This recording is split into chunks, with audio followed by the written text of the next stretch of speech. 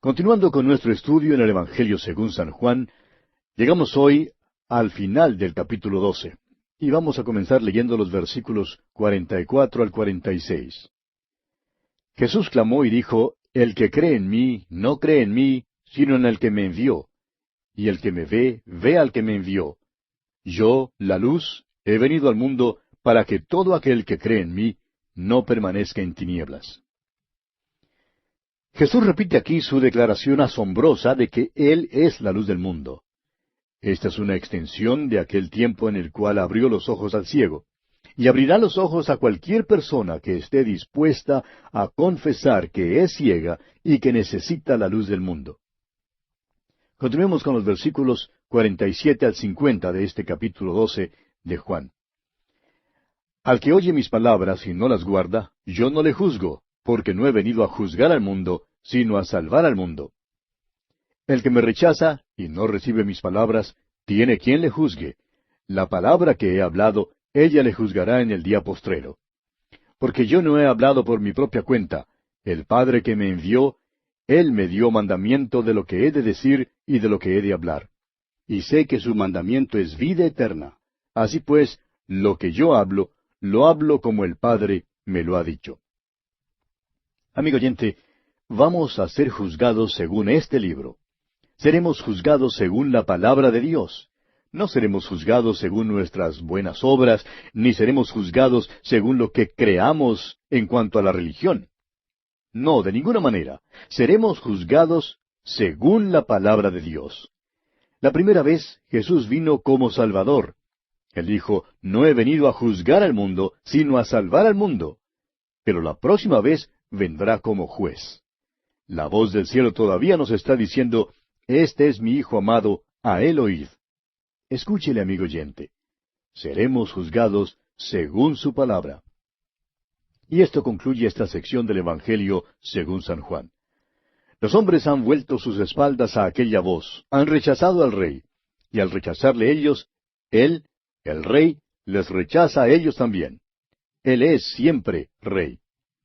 Y así concluimos nuestro estudio del capítulo 12 del Evangelio según San Juan. Llegamos ahora al capítulo 13.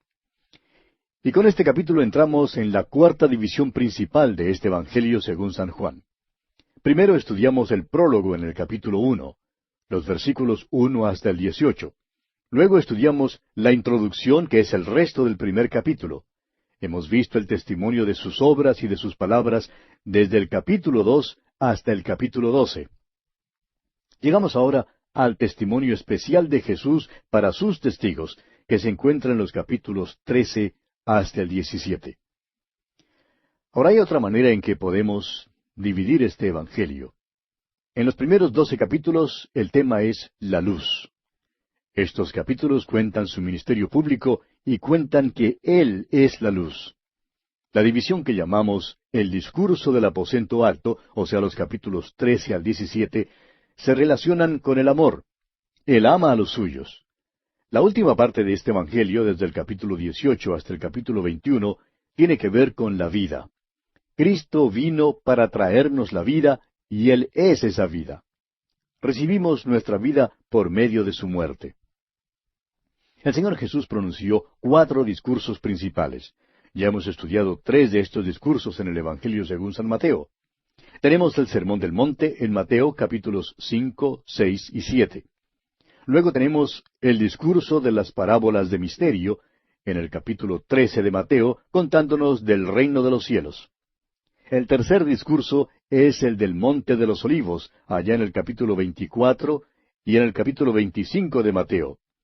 Llegamos ahora al discurso del aposento alto que registra el evangelista Juan en los capítulos 13 hasta el 17.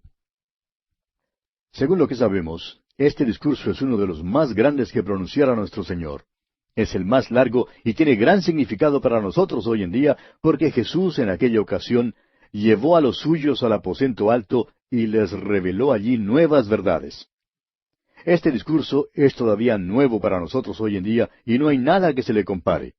Su ministerio público ha terminado y le han rechazado, pero ahora habla en cuanto a su amor por nosotros hoy en día y cómo nosotros debemos vivir la vida cristiana.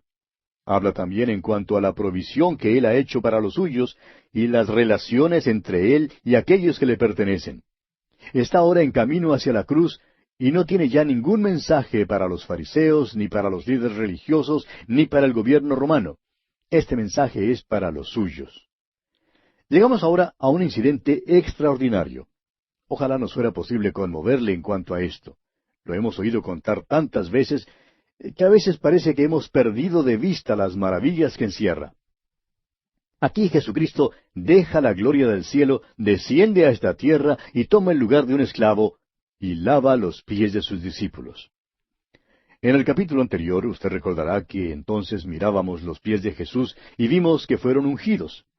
Aquí son los pies de los discípulos los que son lavados. ¡Qué diferencia! El Salvador pasó por este mundo pecaminoso y no contrajo ninguna contaminación. Fue santo, inocente y sin mancha. Los pies hablan del caminar de una persona, y el ungimiento de los pies de Jesús con nardo puro nos habla del olor grato del caminar de nuestro Señor. Los pies de los discípulos necesitaban ser lavados. Jesús lavó sus pies con agua y no con sangre. Y es importante que veamos esto. Oímos hablar a muchas personas en cuanto al llegar nuevamente a la fuente de sangre para ser limpiados. Esto en realidad deshonra a nuestro Señor. La sangre de Jesucristo, el Hijo de Dios, nos limpia de todo pecado, del pasado, del presente y del futuro, en una sola aplicación. Hay un solo sacrificio. Como lo dice el escritor a los Hebreos capítulo 10, versículo 14, porque con una sola ofrenda hizo perfectos para siempre a los santificados. Cuando usted y yo, amigo oyente, vinimos como pecadores a Cristo Jesús, fue su sangre lo que nos limpió una vez y para siempre y lo que nos dio una posición delante de Dios. Pero, amigo oyente, también necesitamos ser purificados al caminar en el mundo, porque nos ensuciamos y necesitamos ser lavados. Veremos pues que nuestro Señor lavó los pies de sus discípulos debido a esto. Y hay un motivo triple que se da para explicar por qué Jesús lavó los pies de sus discípulos. Y esto lo veremos ahora al leer los primeros 2 versículos de este capítulo 13 del Evangelio de Juan. Antes de la fiesta de la Pascua, sabiendo Jesús que su hora había llegado para que pasase de este mundo al Padre, como había amado a los suyos que estaban en el mundo, los amó hasta el fin. Y cuando cenaban, como el diablo ya había puesto en el corazón de Judas Iscariote, hijo de Simón, que le entregase. Ahora Jesús lavó los pies de los discípulos porque él sabía que su hora había llegado para pasar de este mundo. Su ministerio continuaría después de regresar al cielo. Se ha identificado con su pueblo y hoy en día todavía lava los pies de sus discípulos. Dice que pasará de este mundo.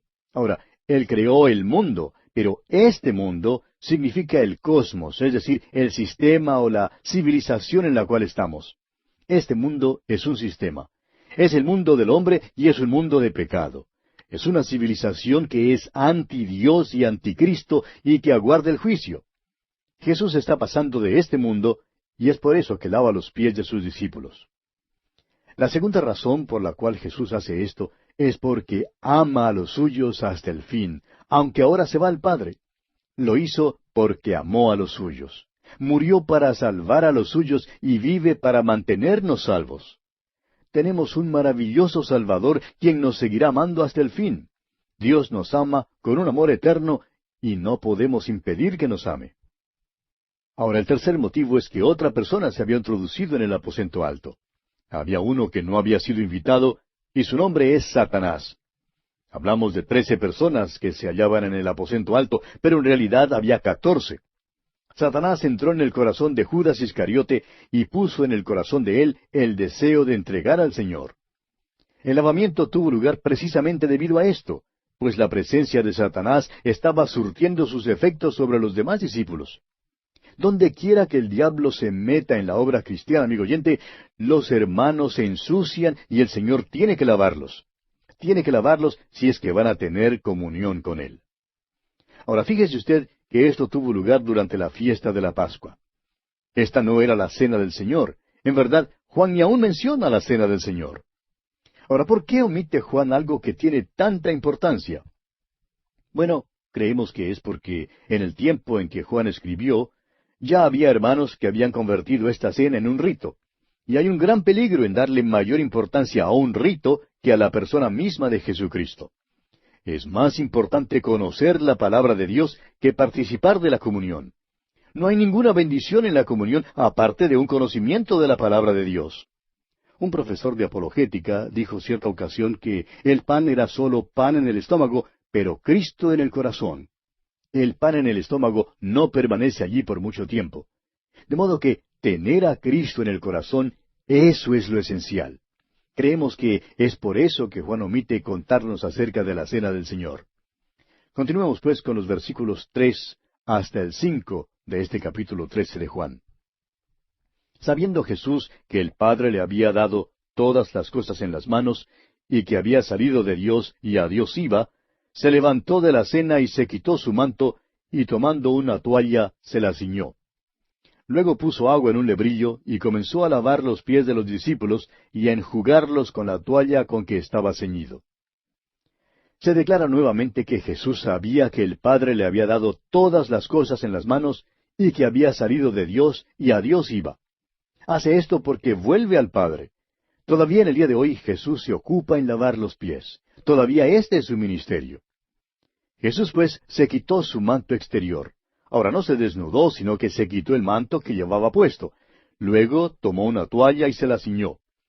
Ahora esta es una cosa muy extraña la que hace. Toma el lugar de un esclavo.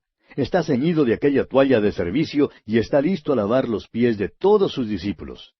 Y todavía hoy en día Jesús lava nuestros pies. ¿Recuerda usted cierta ley que estudiamos allá en el capítulo 21 del libro de Éxodo?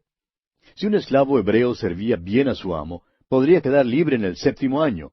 Pero si durante ese tiempo se había casado y tenía hijos, y el amo lo dejaba en libertad a él, pero no a su familia, el esclavo podía decir que amaba a su familia y que se quedaba con ellos. Entonces el amo le hacía pararse junto a la puerta o al poste, y el amo le horadaba o perforaba la oreja con una lesna, y así quedaba como su esclavo para siempre. Nuestro Señor Jesucristo vino a esta tierra y se hizo carne, y fue hecho semejante a un siervo. Hizo todo esto porque nos amó, amigo oyente. Se identificó con nosotros y murió en la cruz para proveernos la salvación. Hizo esto para establecer una maravillosa relación con nosotros y abrirnos las puertas a la comunión con Él. Se hizo un esclavo porque nos ama. Continuemos ahora con los versículos 6 y 7 de este capítulo 13 de San Juan. Entonces vino a Simón Pedro, y Pedro le dijo, Señor, ¿tú me lavas los pies? Respondió Jesús y le dijo, Lo que yo hago, tú no lo comprendes ahora, mas lo entenderás después. Algunos dicen que esto es un sacramento y que debemos practicar el lavamiento de los pies. No vemos nada malo con practicar eso si comprendemos el verdadero sentido espiritual. Otros dicen que esta es una lección de humildad y un ejemplo para nosotros. No hay nada malo con esa interpretación tampoco, pero no creemos que sea lo suficientemente profunda. Pedro ciertamente podía ver que esto era un ejemplo de humildad y, sin embargo, el Señor le dijo, Lo que yo hago, tú no lo comprendes ahora, mas lo entenderás después. Y Pedro le dijo, aquí en el versículo 8, No me lavarás los pies jamás. Jesús le respondió, Si no te lavare, no tendrás parte conmigo. Ahora, ¿qué quiso decir nuestro Señor con estas palabras? Quiso decir que sin este lavamiento no puede haber ninguna comunión con Él. Recuerde usted que esta es la fiesta de la Pascua, la cual hablaba de su muerte. Y dice aquí que se levantó de la fiesta de la Pascua, lo cual habla de su resurrección y su regreso al cielo. Y ahora Cristo está ceñido de la toalla de servicio y nos está diciendo, si no te lavare, no tendrás parte conmigo. No podemos disfrutar de la comunión con Él, de un servicio para Él, sin este lavamiento. Ahora, ¿cómo es que Cristo nos lava hoy en día? Bueno, el Salmo 119, versículo 9 dice, ¿Con qué limpiará el joven su camino? Con guardar tu palabra. Y en el capítulo 15 de este Evangelio de Juan, versículo 3 leemos, Ya vosotros estáis limpios por la palabra que os he hablado. Y el apóstol Pablo, en su carta a los Efesios, capítulo 5, versículos 25 y 26, dice, Así como Cristo amó a la iglesia y se entregó a sí mismo por ella, para santificarla, habiéndola purificado en el lavamiento del agua por la palabra. Jesús ama a los suyos hasta el fin y los limpia. Si queremos gozar de la comunión con Él, tenemos que ser limpiados por Él, amigo oyente. ¿Y cómo hace esto? El apóstol Juan en su primera carta, capítulo 1, verso 9, nos dice que si confesamos nuestros pecados, Él es fiel y justo para perdonar nuestros pecados y limpiarnos de toda maldad. Son demasiados los hombres que hacen poco caso de esto. Amigo oyente, permítanos decirle que los pies hablan del caminar.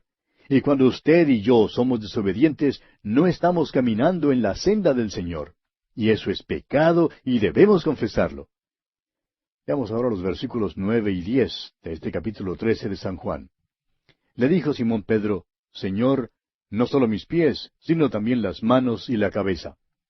Jesús le dijo, El que está lavado no necesita sino lavarse los pies, pues está todo limpio, y vosotros limpios estáis, aunque no todos. Las palabras griegas para lavado y lavarse en el versículo 10 son muy específicas. La primera palabra es louo, que significa bañar, o sea, aplicar agua al cuerpo entero. La segunda palabra es nipto, y por tanto este versículo está diciendo que aquellos que se han bañado solo necesitan que sean lavados los pies. En aquellos días iban al baño común para bañarse, y luego un hombre se ponía las sandalias y llegaba hasta su casa. En cada hogar había un lebrillo de agua para lavarse los pies, porque se los ensuciaban caminando por las calles de la ciudad. No solo había polvo en las calles, sino que también en aquellos días botaban la basura en las calles. Por tanto, tenían que lavarse los pies al entrar en la casa. Nuestro Señor está enseñando que cuando llegamos a la cruz, cuando venimos a Jesús, fuimos bañados por completo. Aquello es el baño, louo, la regeneración. Pero cuando caminamos por este mundo, nos contaminamos y nos ensuciamos. Somos desobedientes y el pecado entra en nuestras vidas. No creemos que haya algún creyente que no haya pasado un día sin ensuciarse un poquito. Él dice que no podemos estar sucios y a la vez gozar de la comunión con Él. Por tanto, el lavar de los pies, este nipto, es la purificación necesaria para restaurarnos a la comunión. El apóstol Juan dice en su primera carta, capítulo 1, versículos 6 y 7, que si decimos que tenemos comunión con Él y andamos en tinieblas, mentimos y no practicamos la verdad. Pero si andamos en luz, como Él está en luz, tenemos comunión unos con otros, y la sangre de Jesucristo, su Hijo, nos limpia, es decir, sigue limpiándonos de todo pecado. Amigo oyente, para poder lavarnos los pies, primero debemos confesar nuestro pecado. Y confesar significa ponerse de acuerdo con Dios. Significa el decir lo mismo que Dios dice en cuanto a nuestro pecado. Una de las cosas más difíciles es lograr que un hermano confiese que es pecador. La frialdad, la indiferencia, la falta de amor, todas se ven por Dios como pecado. Si confesamos, Él es fiel y justo para perdonar. Pero eso no es todo. Si va a tener lavados los pies, debe ponerlos en las manos del Salvador. Esa es la obediencia. No podemos decir simplemente, Dios, perdóname, hice mal, para luego salir y hacer lo mismo de nuevo.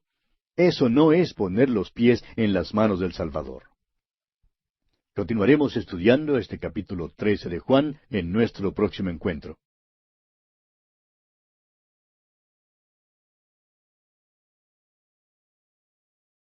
Continuamos estudiando hoy el capítulo 13 del Evangelio según San Juan.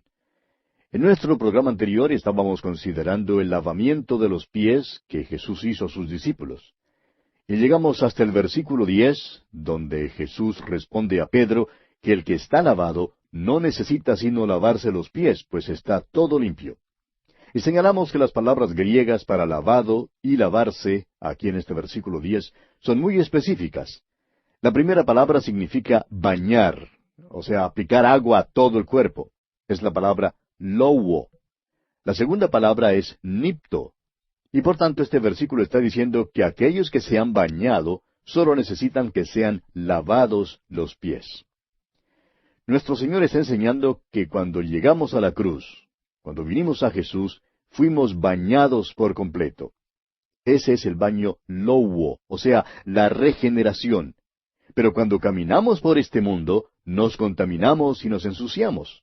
Somos desobedientes y el pecado entra en nuestras vidas. Él dice que no podemos estar sucios y a la vez gozar de la comunión con Él. Por tanto, el lavar de los pies, o sea, esta acción nipto aquí, es la purificación necesaria para restaurarnos a la comunión con Dios. Y vimos que el apóstol Juan se refiere a esto mismo cuando en su primera carta, capítulo 1, dice en los versículos 6 y 7, que si decimos que tenemos comunión con Él, y andamos en tinieblas, mentimos, y no practicamos la verdad. Pero si andamos en luz, como Él está en luz, tenemos comunión unos con otros, y la sangre de Jesucristo su Hijo nos limpia, es decir, sigue limpiándonos de todo pecado. Concluimos nuestro programa anterior diciendo que para poder lavarnos los pies, primero debemos confesar nuestro pecado. Y confesar significa ponerse de acuerdo con Dios. Significa decir lo mismo que Dios dice en cuanto a nuestro pecado. Una de las cosas más difíciles es lograr que un hermano confiese que es pecador. La frialdad, la indiferencia, la falta de amor, todas estas, Dios las ve como pecado. Pero si confesamos, Él es fiel y justo para perdonarnos. Pero eso no es todo. Si vamos a tener lavados los pies, debemos colocarnos en las manos del Salvador, y esa es la obediencia. No podemos decir simplemente, Dios, perdóname, hice mal, para luego salir y hacer la misma cosa otra vez. Eso no es poner los pies en las manos del Salvador. Continuaremos hoy leyendo el versículo 11 de este capítulo 13 del Evangelio según San Juan. Porque sabía quién le iba a entregar, por eso dijo, no estáis limpios todos. Jesús sabía que Judas le iba a entregar. Sabía que Judas no se había bañado. Judas nunca había sido regenerado. Es por eso que dijo que no todos estaban limpios. Continuemos con los versículos 12 al 17 de Juan capítulo 13. Así que, después que les hubo lavado los pies, tomó su manto, volvió a la mesa y les dijo, ¿sabéis lo que os he hecho? Vosotros me llamáis Maestro y Señor, y decís bien porque lo soy. Pues si yo, el Señor y el Maestro, he lavado vuestros pies, vosotros también debéis lavaros los pies los unos a los otros. Porque ejemplo os he dado, para que como yo os he hecho, vosotros también hagáis. De cierto os digo, el siervo no es mayor que su Señor, ni el enviado es mayor que el que le envió. Si sabéis estas cosas, bienaventurados seréis si las hiciereis. Si usted, amigo oyente, desea tener gozo en su vida hoy en día, vaya a Él y confiese su pecado. Este es uno de los problemas en nuestras congregaciones hoy en día. Bien podemos tener las cabezas llenas de doctrina, pero nuestros pies lamentablemente huelen mal. Y amigo y hermano que me escucha, no hay nada que huela tan mal como los pies sucios. Quizás sea por eso que no alcanzamos a más almas para Cristo. Necesitamos confesar el pecado para poder tener comunión con Cristo. Jesús les dijo a sus discípulos que como Él había lavado los pies de ellos, así debían lavarse los pies los unos a los otros. Ahora, ¿qué significa eso? El apóstol Pablo nos explica en su carta a los Gálatas cómo hemos de hacer esto. Dice él en Gálatas 6:1, Hermanos, si alguno fuere sorprendido en alguna falta, vosotros que sois espirituales, restauradle con espíritu de mansedumbre, considerándote a ti mismo, no sea que tú también seas tentado. Cuando quiera que salgamos para restaurar a algún hermano, no lavamos sus pies criticándole. Hoy en día necesitamos lavarnos más los pies en la iglesia. ¿Sabe usted que en la iglesia tenemos toda clase de personas que tienen alguna habilidad? Tenemos muy buenos predicadores y la música es hermosa. Sin embargo, no hay avivamiento. Es que necesitamos lavarnos los pies, amigo oyente. Tenemos que ser limpiados. Antes de poder lavarle los pies a otro hermano, amigo oyente, necesitamos primero que el Señor de gloria nos lave a nosotros los pies. Debemos llegar a Él cada vez que nos ensuciamos para ser limpiados por Él. El salmista dice allá en el Salmo 139, versículos 23 y 24, Examíname, oh Dios, y conoce mi corazón. Pruébame y conoce mis pensamientos, y ve si hay en mí camino de perversidad, y guíame en el camino eterno. No hay ni siquiera uno de nosotros que no ande ni un día sin cometer algún pecado. Necesitamos confesarlo, amigo oyente, confesarlo al Señor y ser limpiados. Ponemos nuestros pies en las manos de Él y somos lavados. Somos lavados por la palabra de Dios. Ponemos los pies en las manos de Él, y esto significa que nos entregamos completamente a Él. Eso nos pone en comunión con el Señor. Amigo oyente, no deje que pase un día sin tener esta comunión. No deje que el pecado entre y rompa esta comunión verdadera con Él. El Señor Jesús da luego algunas amonestaciones a sus discípulos. Los discípulos eran como un grupito de niños en aquel aposento alto. Tenían miedo y con razón. La sombra de la cruz había caído sobre aquel grupito. Leamos los versículos 18 hasta el 20 de este capítulo 13 del Evangelio según San Juan. No hablo de todos vosotros, yo sé a quiénes he elegido, mas para que se cumpla la Escritura, el que come pan conmigo levantó contra mí su calcañar. Desde ahora os lo digo antes que suceda, para que cuando suceda creáis que yo soy. De cierto os digo, el que recibe al que yo enviare, me recibe a mí, y el que me recibe a mí, recibe al que me envió. Jesús tiene mucho cuidado ahora, y les dice que no hablen cuanto a todos ellos. Él acaba de decirles que serán bienaventurados si hacen estas cosas, pero añade que hay un hombre entre ellos que no las puede hacer. ¿Y sabe por qué no? Simplemente porque no ha creído. Jesús ya les ha dicho que todos estaban limpios. Jesús les había dicho, vosotros me llamáis maestro y señor. Ahora, un amo es un maestro y debe ser creído. Un señor, por su parte, debe ser obedecido. La fe y la obediencia tienen que ir juntas, amigo oyente. La fe salvadora y viva conduce a la obediencia. Judas no tenía esta fe. Jesús cita del Salmo 41:9 cuando dice, el que mi pan comía, alzó contra mí el calcañar. Y está refiriéndose a Judas. Ahora, no es cuestión de si este hombre está perdiendo su vida espiritual. Es más bien una revelación de que él nunca ha tenido una vida espiritual. No es una oveja que se ha ensuciado. Es como dice la Escritura, una puerca que ha vuelto a revolcarse en el cieno, o un perro que ha vuelto a su vómito. Esa es la descripción de Judas Iscariote. Sin embargo, él estuvo allí en el aposento alto y Jesús también lavó los pies de él. Recibió el lavamiento por la palabra de Dios, pero lo rechazó totalmente. Vamos a repasar esto de nuevo para ver si lo aclaramos un poco más. La sangre de Jesucristo es para la expiación de nuestro pecado. La sangre ha cancelado toda mi culpa y ha lavado aquella cuenta mala que había contra mí. Me ha dado una posición ante Dios porque ha borrado toda mi transgresión. La sangre es para la expiación penal. El limpiamiento por agua es para nuestra purificación moral. Después que tengamos nuestra posición ante Dios en la base de la sangre de Jesucristo, el agua nos da purificación moral durante nuestro caminar diario. Jesús les dice luego a sus discípulos que uno de ellos levantará contra él su calcañar, a fin de que cuando suceda no sean escandalizados. Luego no podrán decir que fue una lástima que Jesús no se hubiera dado cuenta de lo que venía. ¿Ha notado usted, amigo oyente, que el Señor Jesucristo es traicionado desde adentro? Y esto todavía es cierto hoy en día. Existe la queja en cuanto al pecado fuera de la iglesia, pero eso no daña a la iglesia. El hecho es que algunos de esos pecadores se salvan. El daño viene cuando Jesucristo es traicionado desde adentro. Juan añade el versículo 20 porque Judas había sido enviado en misiones junto con los demás discípulos. Había predicado y había sanado. El Señor dice, el que recibe al que yo enviare, me recibe a mí. Y el que me recibe a mí, recibe al que me envió. Nadie es salvo por la fe del mensajero, del predicador. Somos salvos por oír la palabra de Dios y recibir a Cristo como nuestro Salvador personal.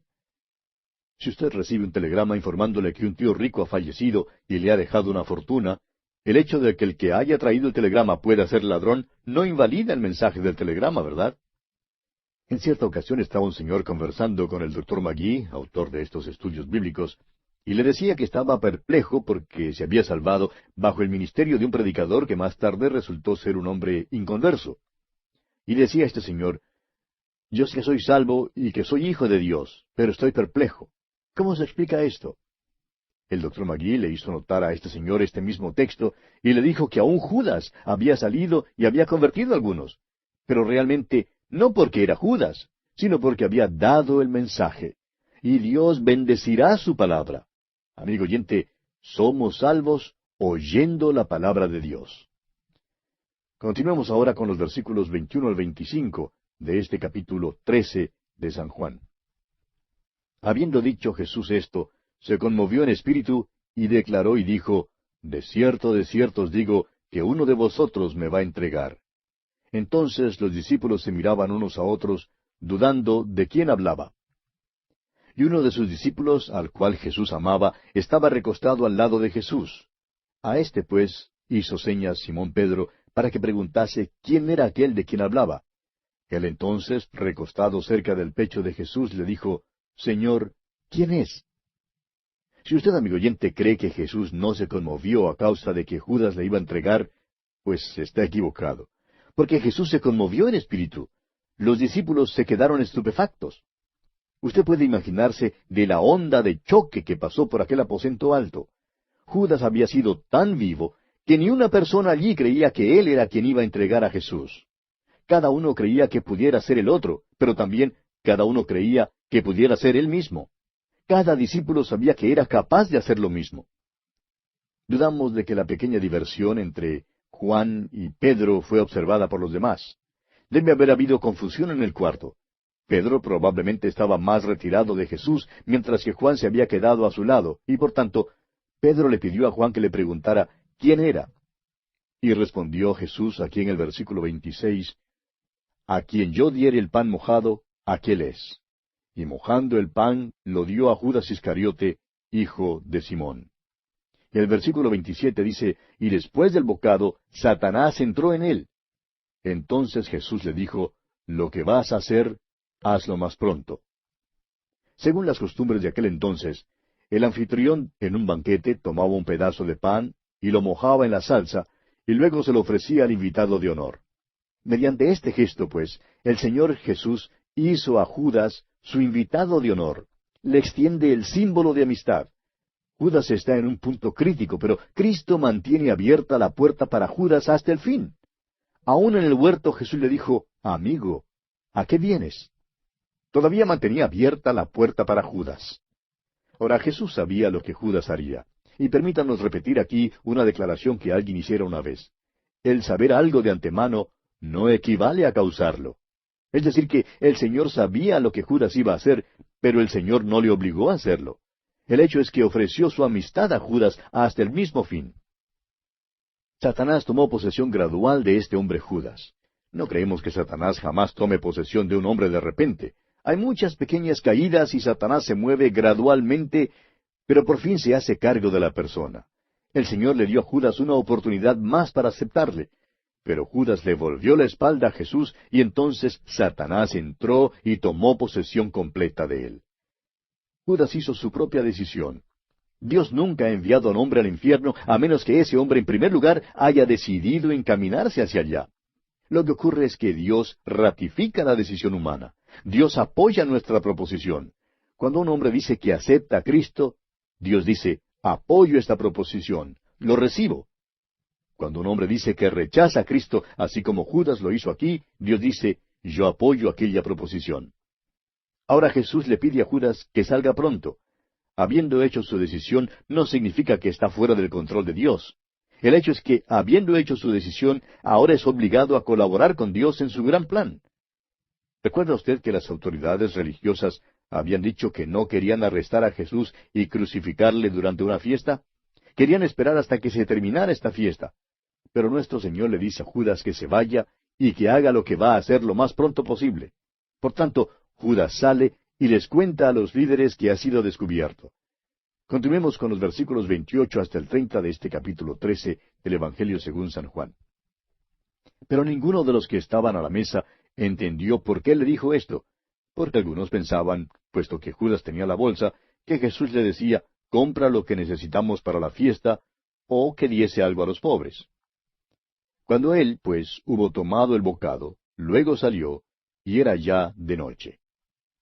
Ninguno en la mesa ni aun sospechó que Judas era el traidor. Note usted que nuestro Señor no mendigaba. Tenían una bolsa con sus recursos financieros y se conducían de una manera práctica. También nos dice que el Señor no dio de comer milagrosamente a sus discípulos. Tenían que ir a comprar comida. Judas era el tesorero. Siempre hay una tentación en el manejo del dinero, y aún hoy día eso es cierto. En el tiempo de la Pascua acostumbraban dar algo a los pobres, y por tanto los discípulos creían que esto era lo que el Señor le pedía a Judas que hiciera con el dinero. Ahora note usted también que cuando Judas salió, era ya de noche. Amigo oyente, ya era de noche eternal para Judas. Era el día del diablo.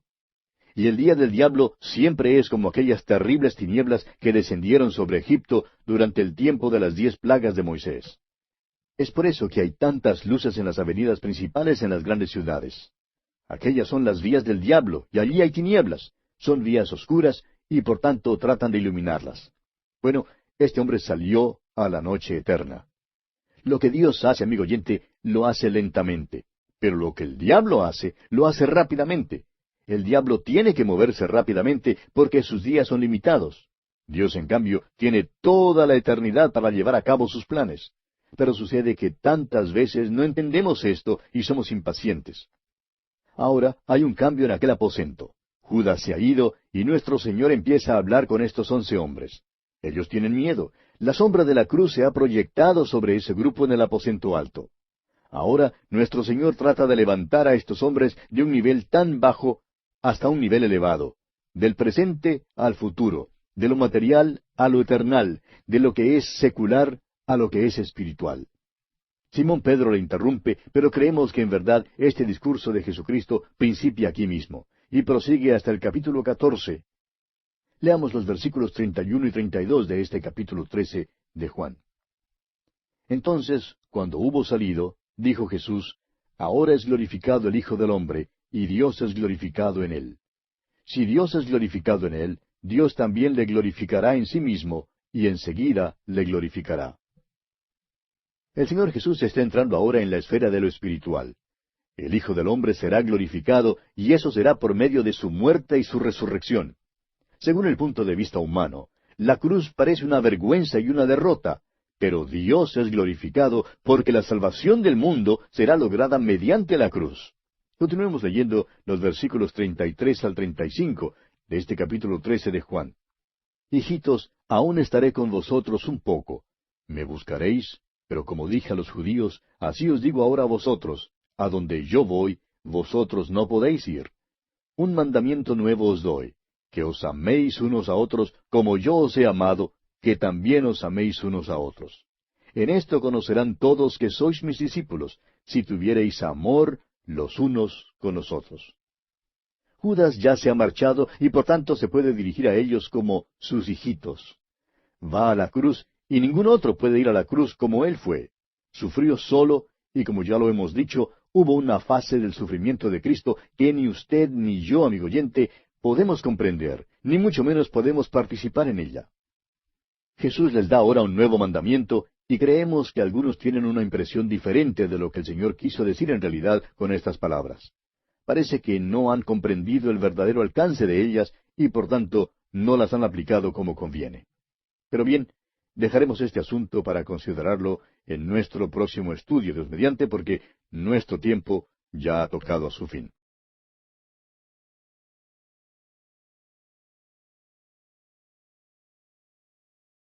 Continuamos hoy estudiando el capítulo 13 del Evangelio según San Juan, y comenzaremos leyendo hoy los versículos 34 y 35. Dice Jesús, un mandamiento nuevo os doy, que os améis unos a otros como yo os he amado, que también os améis unos a otros. En esto conocerán todos que sois mis discípulos, si tuviereis amor los unos con los otros. Jesús da ahora a sus discípulos un nuevo mandamiento. Y creemos que algunos tienen la impresión de que Él dijo, en esto conocerán todos que sois mis discípulos, en que sois fundamentalistas. Ahora, hermano que nos escucha, creemos que en verdad es necesario ser fundamentalista en nuestra fe. Yo personalmente creo en la infalibilidad de la palabra de Dios, creo en la inspiración verbal y plenaria de las Escrituras, y creo en la deidad del Señor Jesucristo. Creo que Él murió en la cruz por la expiación del pecado, que murió una muerte sustitutiva y vicaria por los pecados del mundo. Creo también que Jesucristo resucitó corporalmente, que ascendió al cielo y que pronto viene personalmente para sacar a la iglesia del mundo. Pero quiero decir lo siguiente, amigo oyente, y quiero decirlo con mucho cuidado. El creer en esas cosas no es lo que convence al mundo inconverso. El mundo necesita un poquito de amor. Es de veras lamentable observar a dos creyentes de diferentes denominaciones y ver cómo se atacan, cómo critican sus diferencias denominacionales y cómo sacan a relucir los chismes más grandes de la una y la otra denominación sin tener cuidado de cuántos están a su alrededor. Y luego se quejan de que no pueden alcanzar a los perdidos. Pero, amigo oyente, ¿cómo van a alcanzarlos si no están ejerciendo una influencia positiva sobre ellos? Permítame decirle, amigo oyente, que no ganamos a los perdidos siendo caníbales, comiéndonos los unos a los otros, como dice el apóstol Pablo escribiendo a los Gálatas allá en el capítulo 5, versículo 15. Pero si os mordéis y os coméis unos a otros, mirad que también no os consumáis unos a otros. Este es el tipo de cosas que aleja a los inconversos de la iglesia hoy en día. Es por eso que no vienen para oír el Evangelio. Oyen el chisme, oyen la crítica, antes de que les sea posible oír el Evangelio. ¿Se da usted cuenta, amigo oyente, que el mandamiento más importante para un cristiano no es el de testificar ni el de servir, sino el de amar a los hermanos? Tertuliano escribe que el gobierno romano se perturbó en cuanto a la iglesia, pues estaba creciendo a saltos, pero se preocupaba porque los cristianos nunca tenían incienso para ponerlo delante de la imagen del emperador. Por tanto, los romanos creían que pudieran ser desleales.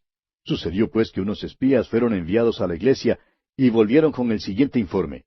Estos hombres, dijeron, son personas muy raras. Se reúnen juntos en un aposento vacío para la adoración. No tienen ninguna imagen, hablan de uno que se llama Jesús, el que está ausente, pero quien parece que llega en cualquier momento. ¿Y cuánto le aman? ¿Y cuánto se aman los unos a los otros? Hasta aquí el informe. Ahora, amigo oyente, si algunos espías vinieran en nuestros días para ver si nuestro cristianismo es genuino o no, y si asistieran a su iglesia, por ejemplo, ¿cuál sería la opinión de ellos? ¿Cree usted que regresarían con un informe que enfatice el gran amor que los cristianos tienen el uno por el otro? Piense en eso, amigo oyente. Continuemos ahora leyendo los versículos 36 al 38 de este capítulo 13 del Evangelio de Juan. Le dijo Simón Pedro, Señor, ¿a dónde vas? Jesús le respondió, A donde yo voy, no me puedes seguir ahora, mas me seguirás después. Le dijo Pedro, Señor, ¿por qué no te puedo seguir ahora? Mi vida pondré por ti. Jesús le respondió, ¿Tu vida pondrás por mí? De cierto te digo, no cantará el gallo sin que me hayas negado 3 veces. Tenemos aquí un hombre que es como nosotros. Creemos que si usted es un verdadero hijo de Dios, nunca vendería a Jesús como lo hizo Judas. El diablo no tiene control sobre usted, pero el Espíritu de Dios sí mora en usted. Pero no hay ni uno de nosotros que no haría lo que hizo Simón Pedro. Su problema no fue que Satanás entró en su corazón, sino que confiaba en su propia carne. Creemos que este es también el problema de todos nosotros. Pedro verdaderamente amaba al Señor. Pedro estaba listo para defender al Señor. Sin embargo, el Señor tiene que tratar a Pedro como a un adolescente. Siempre estaba disparatando y no creemos que este hombre alcanzó la madurez mental ni espiritual sino hasta el día de Pentecostés. Lo único que él oyó de todo lo que Jesús había dicho era que Jesús se iba. Y reacciona igual como un niño que dice, ¿A dónde vas, papito? Yo quiero ir contigo. Su primera pregunta es, Señor, ¿a dónde vas? Y su segunda pregunta es, Señor, ¿por qué no te puedo seguir ahora? Cuando Jesús le contesta, A donde yo voy, no me puedes seguir ahora, mas me seguirás después, lo único que Pedro oyó fue la palabra ahora. Es como el niño que pide una galleta, y cuando la mamá le dice que no puede tener la galleta ahora, sino que va a tener que esperar hasta después de la cena, el niño se aprovecha de la palabra ahora. Quiere que le dé la galleta ahora, ahora mismo. No quiere esperar hasta después de la cena. Pedro era honesto y sincero. Quería seguir ahora al Señor a donde iba. Y en realidad Pedro luchó por su Señor, y hasta le cortó la oreja al siervo Malco. La razón por la cual solo le cortó la oreja era porque Pedro era pescador y no soldado. Pero esto no demuestra que él no era sincero. Luego, el Señor le dijo a Pedro que le negaría 3 veces antes de que el gallo cantara. Ya estaba oscuro. Y estamos seguros de que Pedro simplemente no pudo creer que antes del amanecer negaría al Señor. Ahora, ¿qué lección hay aquí para nosotros? Pedro confiaba mucho en sí mismo, y debemos aprender de esto que no debemos confiar en la carne. El apóstol Pablo dice allá en su segunda carta a los Corintios, capítulo 12, versículo 10, porque cuando soy débil, entonces soy fuerte. ¿Reconoce usted, amigo oyente, su propia debilidad? ¿O cree que es fuerte? Alguien le preguntó al evangelista Dwight L. Moody si él tenía suficiente gracia como para morir por Jesús. Él contestó, no, pues Cristo no me ha pedido morir por él. Pero si me lo pide, sé que me dará la gracia para morir por él. Nuestra propia carne es débil, amigo oyente, pero Dios nos dará la gracia para suplir todas nuestras necesidades. Y con esto terminamos el capítulo 13 y llegamos ahora al capítulo 14 de este Evangelio según San Juan. Las divisiones de la Biblia en capítulos son buenas porque nos ayudan en nuestro estudio de la Biblia, pero a veces la división no ocurre en el mejor lugar. Y creemos que esto es lo que ha ocurrido aquí entre los capítulos 13 y 14. En verdad, lo que nuestro Señor dice en el principio del capítulo 14 es una continuación de lo que le estaba diciendo a Simón Pedro en el capítulo anterior. Vimos en el capítulo 13 que Simón Pedro declaró que estaba dispuesto a morir por el Señor. Luego, el Señor Jesús le dijo que él, Pedro, le negaría 3 veces antes de la hora en que el gallo cantara por la mañana. El Señor Jesús aquí sigue hablando y todavía le habla a Simón Pedro. Esta porción de las Escrituras ha servido de mucho consuelo al pueblo de Dios a través del correr de los años. Hemos llamado a este capítulo el capítulo más conocido de toda la Biblia. Hace años, un programa radial hizo la sugerencia a sus oyentes de que escribieran informando cuáles eran sus capítulos favoritos de la Biblia. Claro que se esperaba que el capítulo 14 de Juan se encontrara entre sus favoritos. Pero ocurrió que más radioescuchas indicaron el capítulo 14 de Juan que todos los demás capítulos juntos. Amigo oyente, el contenido de este capítulo 14 le fue dado a un hombre en una hora de emergencia, en una hora de crisis, y le fue dado para ayudarle a superar su dificultad. Le fue dado para sostenerlo durante aquella noche oscura de negación y para traerle a una relación correcta con Dios. Le fue dado para consolarle. Y este mismo capítulo ha suavizado el golpe para multitudes de personas desde aquel día hasta la hora presente. Leamos pues el primer versículo de este capítulo 14 del Evangelio según San Juan. No se turbe vuestro corazón. ¿Creéis en Dios? Creed también en mí. En este mismo momento, los hombres por todo el mundo están buscando consuelo. Tratan de conseguir la paz en sus corazones. Pero solo Jesús puede traer aquel consuelo, aquella paz tan anhelada. Y aquí Jesús nos da la base para aquella fe. ¿Creéis en Dios? Creed también en mí, dice el Señor. En el idioma griego, estas palabras pueden ser un imperativo o un mandato. Creed en Dios, creed también en mí. Ahora, junto con la palabra creed, encontramos la preposición eis, que significa en. Y cuando Juan habla en cuanto a la fe salvadora, siempre incluye esta preposición. La fe no es inactiva ni pasiva. Significa creer en o creer a. Es una fe activa, una confianza a la que uno se encomienda. Si usted cree que su automóvil le llevará a su casa, ¿cómo es que llega a su casa? ¿Simplemente creyéndolo? No. Usted lo cree lo suficiente como para confiar en el automóvil. Entra en él y confía que le va a llevar a su casa. Bueno, así es como uno se salva. Usted cree en Cristo, confía en Él. Hay quienes tratan de declarar que Jesús nunca enseñó acerca de su deidad. Y nos gustaría saber qué es lo que Él dice aquí en este primer versículo, si no es que se hace igual a Dios. Su declaración aquí aclara muy bien que primero es necesario creer en Dios, y entonces ya no somos ateos. Luego, para ser cristiano, es necesario tener una fe personal y una confianza en Cristo. Las dos son necesarias. Leamos ahora el versículo 2 de este capítulo 14 de Juan. En la casa de mi Padre muchas moradas hay. Si así no fuera, yo os lo hubiera dicho. Voy pues a preparar lugar para vosotros. Vamos a dejar en claro, en primer lugar, lo que es la casa del Padre. La casa del Padre es este universo vasto en el cual usted y yo vivimos. Vivimos en uno de los planetas más pequeños. Somos simplemente un puntito en el espacio. El hecho es que si pudiéramos alejarnos lo suficiente, nadie nos podría ver ni con un telescopio más potente. Pero vivimos en la casa del Padre. Hay un librito que se intitula Este universo que se extiende. Y ese libro nos cuenta acerca de cómo vivimos en un universo que siempre se sigue extendiendo. Primero, los hombres pensaban en la Tierra como las estrellas, como si fuesen pequeñas lamparillas atornilladas en la parte de arriba del universo. Luego, los hombres empezaron a explorar y descubrieron que nos hallamos en un sistema solar. Somos en verdad un planeta menor que gira alrededor del Sol, y hay otros planetas que bailan con nosotros. Nosotros, junto con los demás sistemas solares, estamos en un sistema galáctico, y cuando usted mira arriba a la Vía Láctea, usted ve el otro lado de nuestro sistema galáctico. Ahora, amigo oyente, eso es solamente un solo sistema galáctico. Hay todavía muchos otros sistemas galácticos que hacen que el nuestro parezca un maní en el espacio. Se nos dice que nuestro vecino más cercano, Andrómeda, queda como unos 200 millones de años luz de nosotros.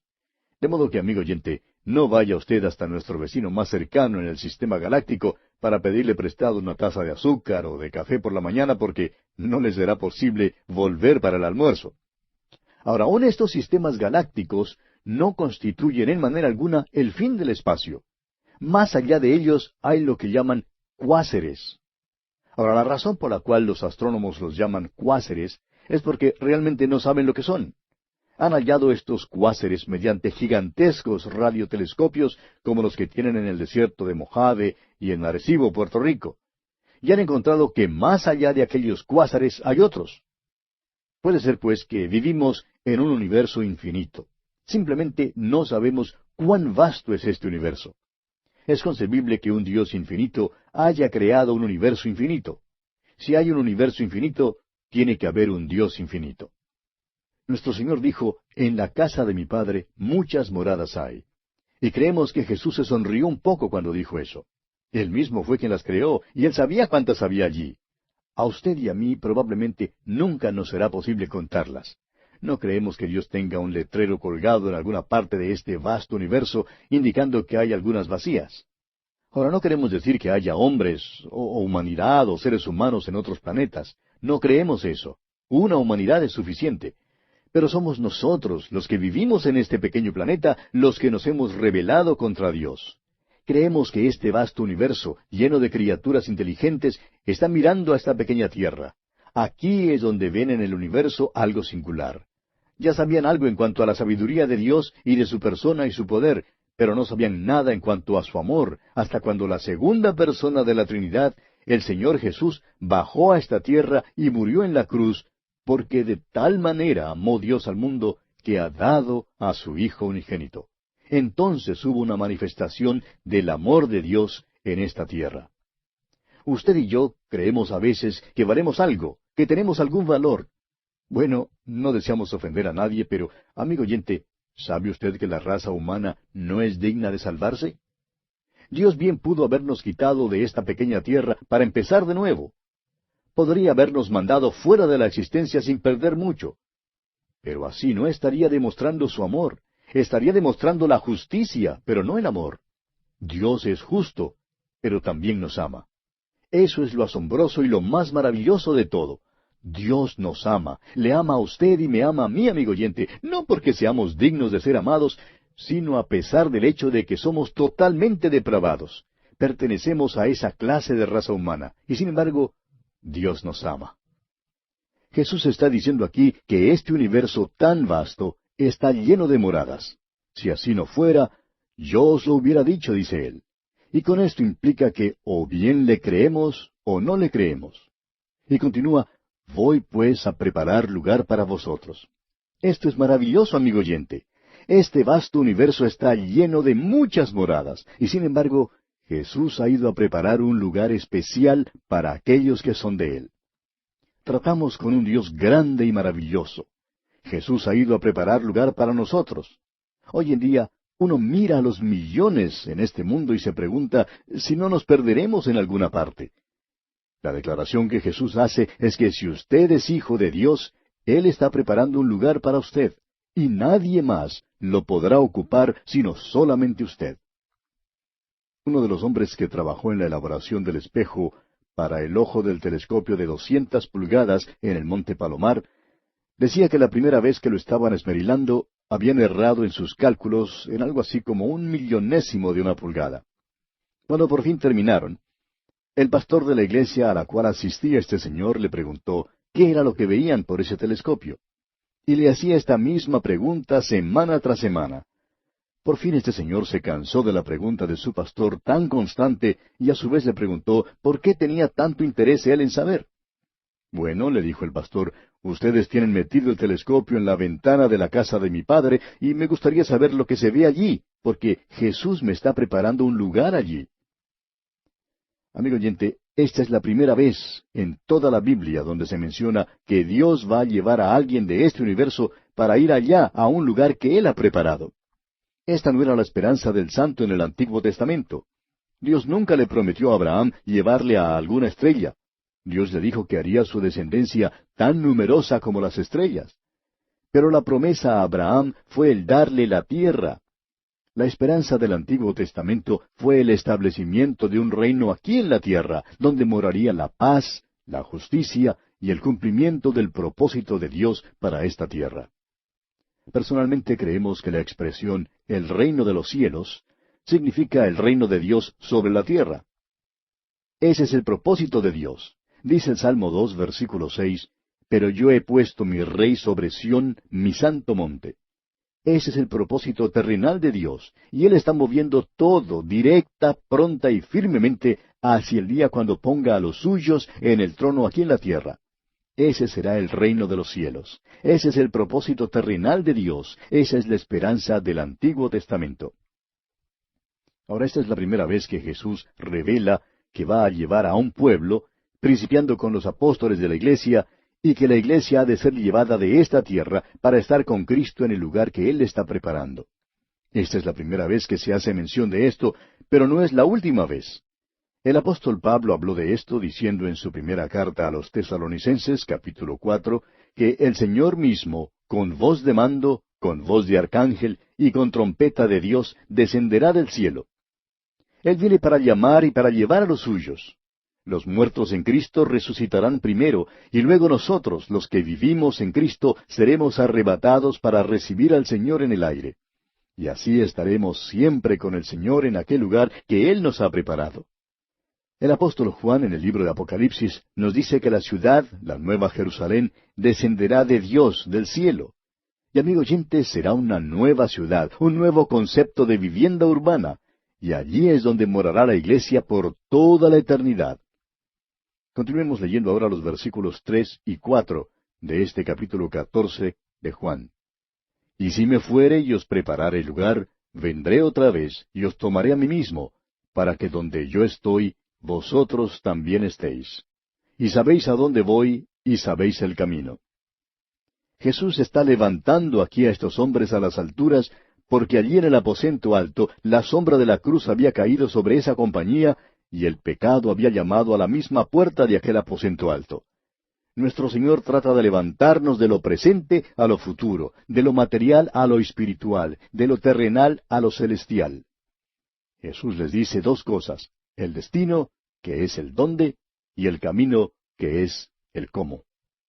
Ahora encontramos allí a un apóstol sentado que se llama Tomás, el que duda. Parece que siempre estaba haciendo preguntas y planteando dudas. Y nos alegramos de que él hubiera estado allí en ese día y que hubiera hecho la pregunta que hizo, porque era una buena pregunta. Y a nosotros también nos habría gustado haberla hecho si hubiéramos estado allí presentes. Si él no hubiera hecho la pregunta, pues nunca habríamos tenido la maravillosa respuesta.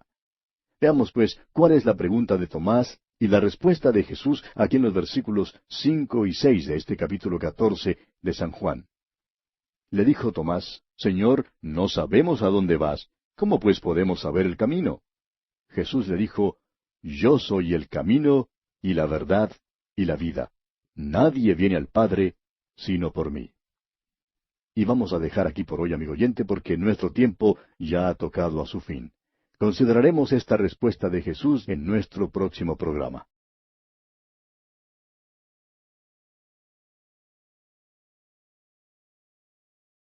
Continuamos hoy estudiando el capítulo 14 del Evangelio según San Juan, y en nuestro programa anterior dejamos a Jesús respondiendo la pregunta que le hizo Tomás, Tomás el que duda. Parece que Tomás siempre estaba haciendo preguntas y planteando dudas. Claro que nos alegramos de que él hubiera estado allí ese día y que le hubiera hecho esta pregunta al Señor, porque era una buena pregunta. Y a mí también me hubiera gustado haberla hecho si hubiera estado allí presente. Si él no hubiera hecho esta pregunta, pues tampoco habríamos tenido la maravillosa respuesta de Jesús. La pregunta la encontramos aquí en el versículo 5 de este capítulo 14 de Juan, y el Señor responde en el versículo siguiente, el versículo 6. Así es que vamos a comenzar nuestro estudio hoy leyendo estos dos versículos, los versículos 5 y 6 de este capítulo 14 del Evangelio según San Juan. Le dijo Tomás: Señor, no sabemos a dónde vas, ¿cómo pues podemos saber el camino? Jesús le dijo: Yo soy el camino y la verdad y la vida. Nadie viene al Padre sino por mí. El artículo en griego es un adjetivo. Jesús dijo: Yo soy el camino. No es simplemente una persona que muestra el camino, sino que Él, personalmente, es el camino. Ninguna iglesia ni ceremonia puede traernos a Dios. Solo Cristo nos puede traer a Dios. O bien tenemos a Cristo o no lo tenemos. O confiamos en Él o no confiamos en Él. Él es el camino y Él es la verdad. No simplemente dice que nos habla la verdad, aunque sí la habla. Él es la verdad y es la vida. No simplemente declara que está vivo. Él es la fuente, el origen de la vida, desde el nivel vegetal más bajo de la vida hasta el nivel espiritual más alto de la vida. Luego el Señor dice: Nadie viene al Padre sino por mí. Y aquí Él hizo de todas las religiones, sectas, cultos e ismos un callejón sin salida. Dice que el único camino a Dios es Él mismo. Esta es una declaración dogmática. En cierta ocasión un estudiante universitario que estaba conversando con un pastor evangélico dijo que no le gustaba la Biblia porque estaba llena de dogmatismo. Y eso es cierto. Él se refirió a este versículo y dijo: Eso es dogmático. Y en realidad lo es, amigo oyente, porque el dogmatismo es característico de la verdad. También los maestros en las escuelas son dogmáticos. Si no lo cree, pregúntele a sus hijos. Son las personas más dogmáticas que uno pueda conocer. Insisten siempre en que 2 más 2 son 4. No importa si se trata de 2 manzanas, 2 vacas o 2 papas, siempre insisten en que 2 más 2 son 4. Ahora, el banco en donde yo tengo mi cuenta también es dogmático. Siempre se sirve del principio de que 2 menos 2 es 0, y son muy dogmáticos en cuanto a eso. Amigo oyente, permítanos decirle que una de las características de la verdad es su dogmatismo. Pero por otra parte, es importante entender que todo dogmatismo no es verdad. Sin embargo, aquello que es verdad es dogmático. Cuando yo le pido a alguien que me indique cómo llegar a algún lugar, no quiero que me dé las indicaciones un señor que no esté seguro de cómo llegar allí. ¿Sabe usted que millones de personas por más de 2000 años han estado llegando a Cristo en base a esta declaración y han comprobado que es correcta? Los trae al cielo. ¿Por qué no la pone usted a prueba, amigo oyente? Él dice que no hay otro camino al cielo, sino solo por Él. ¿Es Cristo su Salvador hoy en día, amigo oyente? ¿Confía usted en Él como su Salvador personal? Solo Él le puede salvar. Todo lo que Él le pide que haga es que venga a Él. Si usted confía en Él, se salva. Pero si no confía en Él, no se salva. Es así de simple y de claro, y es así de dogmático también. Lo que ocurre es que cuando el hombre pecó allá en el huerto del Edén, le sucedieron 3 cosas. Primero, quedó muerto ante Dios. Segundo, perdió su comunión con Dios. Y tercero, perdió su conocimiento de Dios. Ahora Cristo dice que Él es el camino. El camino a Dios no es una carretera, sino una persona. Necesitamos la reconciliación y eso es lo que Cristo ha hecho. Muchas personas creen que tienen que hacer algo para poder ser reconciliados con Dios. Estimado oyente, Jesucristo ya lo ha hecho todo. Él es el camino y Él es la verdad. Necesitamos el conocimiento y la iluminación, y el Espíritu Santo es el único que puede hacer eso. Lo hace tomando las cosas de Cristo y revelándonoslas. Cristo es la verdad y es la vida. Todos estábamos muertos en delitos y pecados y necesitábamos la regeneración. Él es el camino y la verdad y la vida. Nos trae vida nueva mediante el nuevo nacimiento. Permítanos decir aquí otra cosa más. Judas representa al diablo. porque el diablo entró en él y Judas fue vencido por el diablo. Simón Pedro, por su parte, fue vencido por la carne, y confiando en su propia carne, negó a nuestro Señor Jesucristo. Tomás es vencido por el mundo. Las consideraciones espirituales eran oscuras y no reales para Tomás. Es posible que estemos equivocados, pero creemos que Tomás empezó a comprender allí en el aposento alto. Creemos que Tomás era sabio en cuanto a las cosas de este mundo y que era materialista. Había sido apóstol por 3 años, pero todavía no comprendía las cosas espirituales. Jesús le da esta maravillosa respuesta y abre sus ojos a la realidad espiritual. Amigo oyente, hay muchos hoy en día que son religiosos, que han sido miembros de una iglesia por muchos años, y sin embargo, nunca han sido salvados. Si usted se halla entre estas personas, entonces escuche la palabra de Dios. El Espíritu de Dios tomará esta palabra y abrirá sus ojos. Jesucristo es el camino y la verdad y la vida. Ahora el Señor continúa hablando aquí en los versículos 7 y 8 de este capítulo 14 de Juan, y dice, Si me conocieseis, también a mi Padre conoceríais, y desde ahora le conocéis y le habéis visto. Felipe le dijo, Señor, muéstranos el Padre, y nos basta. Felipe era un individuo muy callado, lo opuesto del locuaz Pedro. Creemos que Felipe habló muy rara vez. Tenía un nombre griego y algunos creen que era griego y bien pudo haberlo sido, pero también pudo haber sido un judío con nombre griego. Felipe pues era un hombre extraordinario, porque cada vez que le vemos está trayendo a otros a Jesús. Usted recordará que él fue quien trajo a Natanael. Felipe era un tipo callado, mientras que Natanael era una persona que siempre tenía una palabra o un proverbio listo. Felipe era el hombre serio, mientras que Natanael era más bien humorista. Nos hemos dado cuenta de que a veces los cónyuges son así. Uno es muy hablador, mientras que el otro es muy calmado, muy quieto. Pero Felipe fue quien trajo a los hombres a Jesús. Recuerde usted que los griegos vinieron a él diciendo que querían ver a Jesús.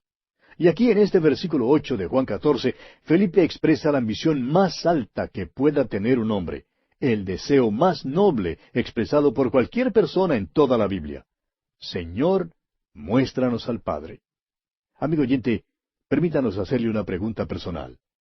¿Cuál es el deseo de su vida? ¿Cuál es su meta principal? ¿Quiere usted enriquecerse? ¿Quiere ganar fama? ¿Quiere educar a sus hijos? ¿Quiere criarlos en la disciplina y en la instrucción del Señor? Estas pueden ser metas dignas de tener. No hay nada malo con estas metas. Sin embargo, la meta más alta y noble es el deseo de ver a Dios.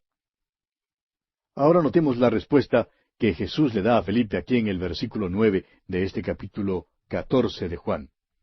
Jesús le dijo, ¿Tanto tiempo hace que estoy con vosotros y no me has conocido, Felipe? El que me ha visto a mí, ha visto al Padre. ¿Cómo pues dices tú, muéstranos el Padre? Felipe sabía por las Escrituras del Antiguo Testamento que Moisés había visto la gloria de Dios y que Isaías tuvo una visión de la gloria de Dios. No creemos que debamos interpretar la respuesta de Jesús como un reproche para Felipe. Jesús le dice que ha hecho muchos milagros.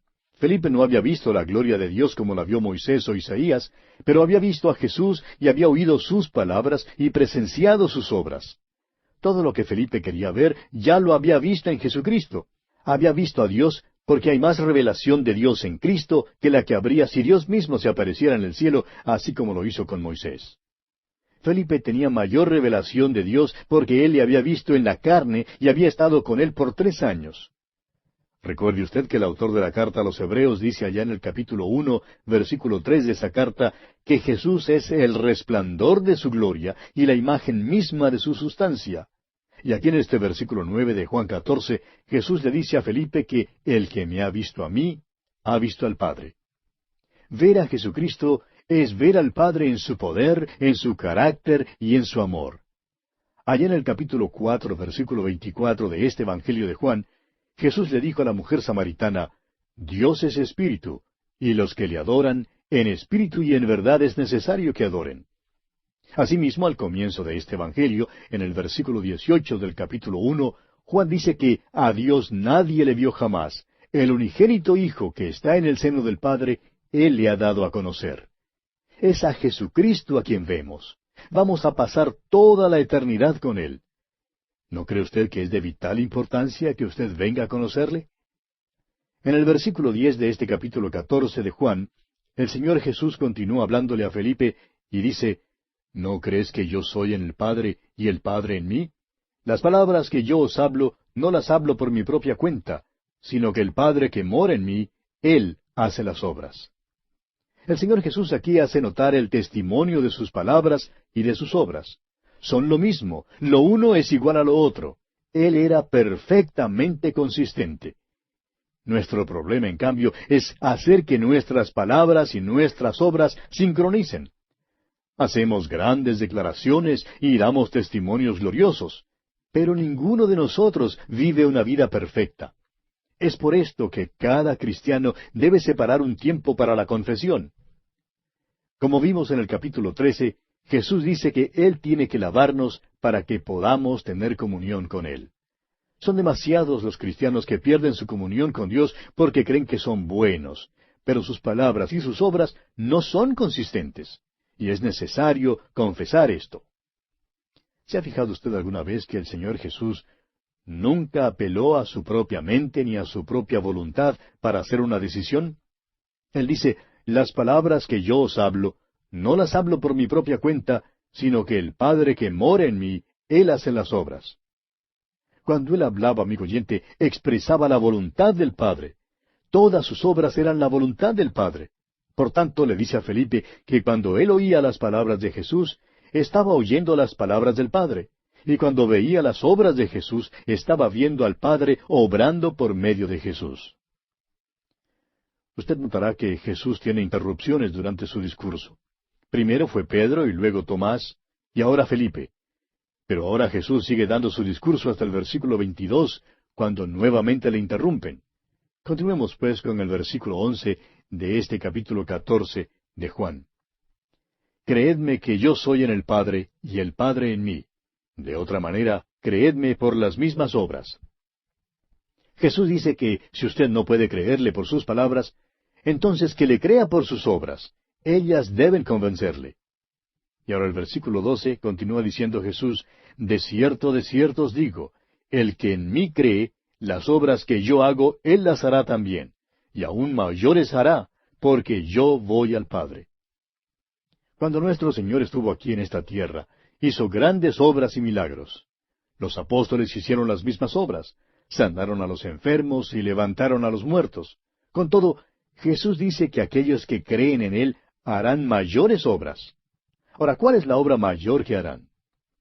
Bueno, en el día de Pentecostés, Simón Pedro, quien había negado a Jesús en la noche en que fue arrestado, predicó un sermón y 3,000 personas creyeron en el Señor. Pensamos en los hombres que a través de los años han invertido sus vidas en ganar a hombres, mujeres y niños para Cristo. Pensamos en los misioneros que van a tantos países del mundo predicando a un Salvador crucificado, resucitado, glorificado y que viene de nuevo a fin de que el que oiga pueda aceptar a Cristo y nacer de nuevo. Ese es un milagro mayor que el de sanar a los enfermos. ¿No le parece? ¿Cuál es mejor? ¿Sanar el alma o sanar el cuerpo? Cuando el Señor Jesucristo estuvo en la tierra, hizo el milagro de levantar los cuerpos físicos de los hombres, pero nosotros tenemos el privilegio de predicar a Jesucristo para que los hombres, cuerpo y alma, puedan vivir eternamente. El logro supremo es traer a los hombres y a las mujeres y a los niños a una correcta relación con Dios. Ahora, ¿cómo se hacen estas obras mayores? El Señor Jesucristo dice aquí al final del versículo 12, porque yo voy al Padre. ¿Ve usted? Es Jesucristo mismo quien todavía está obrando. Pero hoy en día lo hace por medio del instrumento humano. Obra por medio de la frágil carne humana. Pero así es como obra hoy en día. Me asombro que me sea posible dar un mensaje bíblico por radio y que haya quienes vengan a Cristo. Amigo oyente, eso es mayor. Si Jesucristo estuviera aquí hablando a los hombres, sería una gran obra. Pero cuando Jesucristo nos toma a usted y a mí y obra por medio de nosotros para alcanzar a otras personas, esa es la obra mayor. Ahora, ¿se ha fijado usted con cuánta frecuencia Jesús habla de su Padre? Encontramos 20 referencias al Padre en este pasaje, y es siempre el Señor Jesús quien lo menciona. Leamos ahora los versículos 13 y 14 de Juan capítulo 14. Y todo lo que pidiereis al Padre en mi nombre, lo haré, para que el Padre sea glorificado en el Hijo. Si algo pidiereis en mi nombre, yo lo haré. Sigue diciendo que estas obras mayores serán el resultado de la oración. Desafortunadamente, el evangelismo por medio de la oración está tan descuidado hoy. El Señor dice aquí, y todo lo que pidiereis al Padre en mi nombre, lo haré. Estos versículos han sido muy mal entendidos muchas veces. Muchas personas han cogido estos versículos y han corrido con ellos como el perro que coge un hueso y corre con él. Dicen que oraron, pero que Dios simplemente no contestó su oración.